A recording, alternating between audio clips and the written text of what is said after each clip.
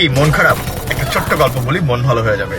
প্রচন্ড ঝড় হচ্ছে মাঝ সমুদ্রে, জাহাজ চূর্ণ বিচূর্ণ, সবাই মারা গেল, কিন্তু একজন মানুষ ভাগ্যক্রমে ভাসতে ভাসতে একটা দ্বীপে চলে আসে। আসার পর প্রথম দিকে তার মন যথেষ্ট খারাপ। প্রতিদিনই সে সৃষ্টিকর্তার কাছে প্রার্থনা করতো, আল্লাহ কোনো একটা জাহাজ মিলিয়ে দাও, আমি যেন বাসায় যেতে পারি। একদিন যায়, 2 দিন যায়, মাস যায়, কেউ আসে না হেল্প করতে।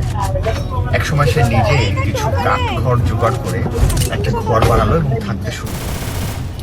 কিছুদিন পর একদিন মাছ ধরে ব্যাক করার সময় সে দেখলো তার বাসাটায় আগুন জ্বলে গিয়েছে এবং পুড়ের ছাই। সে সৃষ্টিকর্তাকে বলল, আমার একটাই ঘর ছিল, তুমি এটাও ফিরে দিলে। এভাবে সে সৃষ্টিকর্তার উপরে বিলাপ করতে থাকলো আর নিজেকে শেষ করার জন্য সমুদ্রের দিকে পা বাড়ালো। সমুদ্রে ডুবে নিজেকে শেষ করার জন্য প্রতিজ্ঞাবদ্ধ মানুষটা সমুদ্রের পাড়ে যেতে যেতেই অবাক হয়ে দেখলো একজন নাবিক একটা জাহাজ নিয়ে তার কাছে হাজির।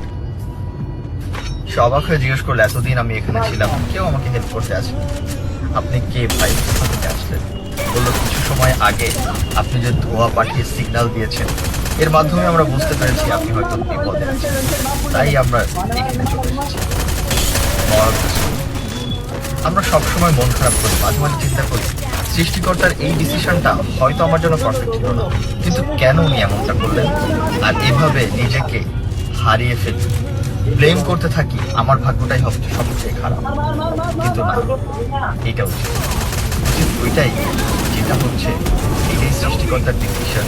আর মেনে নেওয়া, অপেক্ষা করা ওই মুহূর্তের জন্য যেই মুহূর্তে আমার জন্য সেরা পুরস্কার অপেক্ষা করছে।